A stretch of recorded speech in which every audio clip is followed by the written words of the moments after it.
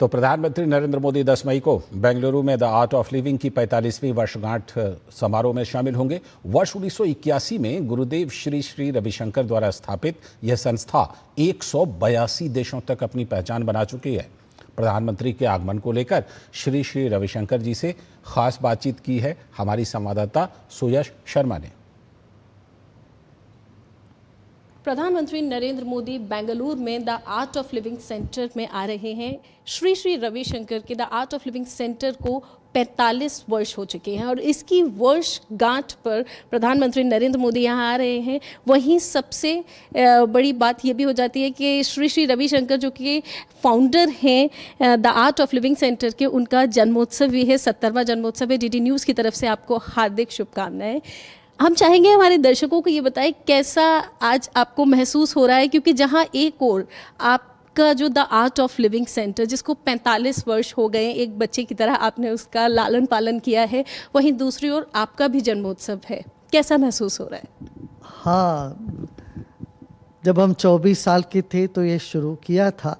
आज ये विश्वव्यापी संस्था बनी है। इसका पूरा श्रेय ईश्वर की कृपा से हुई है और जो कार्यकर्ता है, हमारे स्वयंसेवक है और प्रशिक्षक है, उनको जाता है। आदरणीय प्रधानमंत्री मोदी जी आ रहे हैं। इस मौके पर उन्होंने लोकार्पण करनी है। हमारा जो ध्यान मंदिर है, सबसे बड़ा ध्यान मंदिर है, उसको और 9 अलग अलग सेवा प्रकल्पों को भी वो चालू करवाएंगे, क्योंकि सेवा इस संस्था का एक अंग बना रहा। शुरू से ही जो है ग्रामीण क्षेत्रों में सेवा में संलग्न रहना, बच्चों की शिक्षा हो या विविध कार्यक्रम हो, वो सब चलता आ रहा है। इनके 25वां जो वर्षगांठ में भी प्रधानमंत्री जी आए थे, फिर 35वां वर्षगांठ दिल्ली में हुआ, तब भी आप आए थे। अभी 45वां में आ रहे हैं। सब में बहुत उत्साह है और महीने भर ये उत्साह से उत्सव कर रहे हैं। हम कहते हैं कि किसी भी बहाना लेके जीवन को उत्सव मनाओ। उत्साह की बात आपने की। हमने देखा यहाँ के वॉलेंटियर्स हों या छात्र हों गुरुकुल के, उनमें बेहद उत्साह है कल के कार्यक्रम को लेके और बेहद तैयारियाँ भी की गई हैं। जिस तरीके का गुरुदेव माहौल है आज पूरे विश्व में, ऐसे में हम देखते हैं किस तरीके से प्रधानमंत्री नरेंद्र मोदी भारत का नेतृत्व कर रहे हैं। आप क्या कहना चाहेंगे, मेंटल पीस कितना मायने रखता है? हमारे आदरणीय प्रधानमंत्री जी ने जो लाइफ के लिए ये प्रोग्राम शुरू कराया, माने योग को उन्होंने दुनिया के स्तर पर स्वीकृत कराया, ये बहुत बड़ी बात है।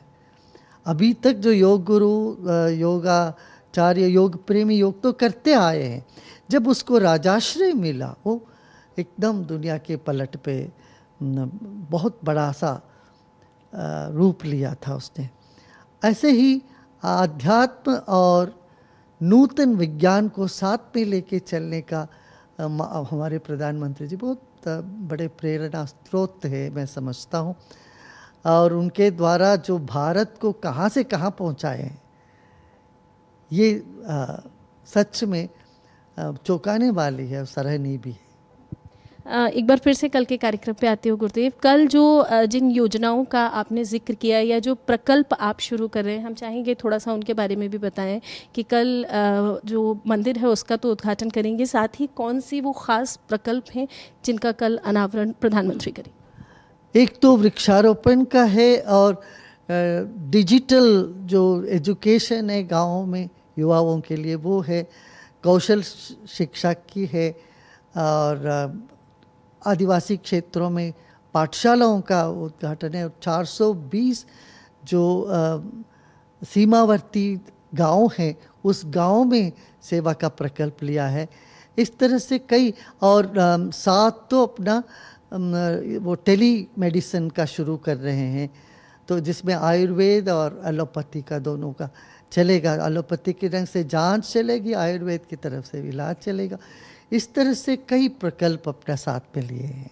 धन्यवाद डीडी न्यूज़ से बात करने के लिए। तो जिस तरीके से श्री श्री रविशंकर गुरुदेव ने बताया कि कल प्रधानमंत्री नरेंद्र मोदी का आना न सिर्फ मानसिक स्वास्थ्य के लिए बल्कि पूरे विश्व में ये संदेश जाएगा कि आध्यात्म जब आधुनिकता का हाथ थाम कर चलता है तो भारत न सिर्फ भारत में बल्कि पूरे विश्व के पटल पर चमकता हुआ दिखाई देता है। कैमरा पर्सन विकी के साथ मैं doctor Soyash Sharma, DD News, Bangalore.